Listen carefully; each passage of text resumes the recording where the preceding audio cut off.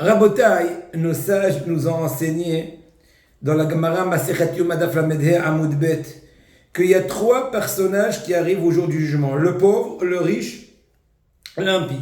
Le pauvre, on lui dit mon cher ami, pourquoi n'a pas tu étudié la Torah? S'il dit j'étais pauvre, j'étais préoccupé de par ma parnassa, on lui dit est-ce que tu étais plus pauvre que Hillel Azaken, le fameux Hillel Azaken qu'on a dit sur lui il coupait du bois. Et tous les jours, il gagnait, maman, c'est un petit sou, comme 10 shekels, un demi-tfaraïk. La moitié est donnée pour le surveillant de l'entrée du Beth Midrash pour écouter la dracha de Shmari Rav. L'autre moitié, c'était pour manger. Qu'est-ce qui restait? 5 shekels, lui et sa famille, qu'est-ce qui mangeait des petits pois?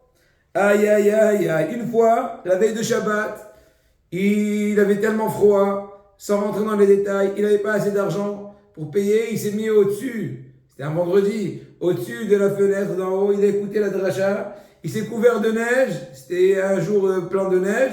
Le lendemain, Shabbat, qu'ils sont revenus Shmari Rav, ils ont vu qu'il faisait sombre. Ils ont dit, qu'est-ce qui se passe? Il fait sombre aujourd'hui. Ils ont vu une silhouette humaine, ils sont montés et ils ont même allumé un foyer de feu parce que une personne comme celle-là, il faut être Mehal Shabbat pour les autos. Donc nos sages nous disent de là que Hillel est venu contrecarrer la vie de qui? Des pauvres. Voilà que même un pauvre, tellement il est amoureux de la Torah, il oublie toute sa difficulté. Secondo, le riche arrive, on lui dit, pourquoi tu n'as pas étudié mon cher ami, la Torah, toi Rothschild? Je ne parle pas de Rothschild à proprement dit, le parent Rothschild, mais voilà. Et bien, j'étais riche, j'étais très affairé dans toutes mes actions, etc. Est-ce que j'étais plus riche que Rabbi Eliezer ben Harzoum, qu'on dit sur lui que son papa lui a laissé un héritage de 1000 villes dans la terre sèche, 1000 bateaux, sympa, des yachts aussi, et tous les jours, il prenait un petit mesure de farine, et il allait de ville en ville pour étudier la Torah. Qui lui prenait son petite gamisole, son petit fardeau, il oublie tout, allez, arrangez-vous, que tout s'arrange, Bezrat Hashem.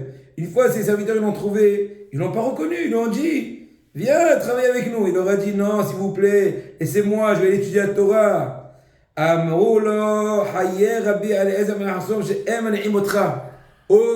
la vie de Rabbi Eliezer, on va pas te laisser. Ils ne savaient pas que c'était lui, ils ne l'ont pas reconnu.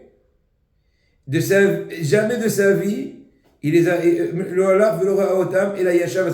jamais retourné, même si on en fait jurer et tout. Donc ça vient contrecarrer la vie de qui? Du riche. Pour finir, c'est l'impie. L'impie, on lui dit, pourquoi tu as fait Torah? Il dit, écoute, j'avais patience, c'était dur. Plus que Yosef Hatzadik, 17 ans, beau gosse, il avait tout, tentation journalière de la femme de son patron, etc., etc. Il a quand même étudié la Torah. Rabotai, Bezrat Hashem, essayons dès maintenant de ne pas chercher de prétexte, mais amener des bons résultats.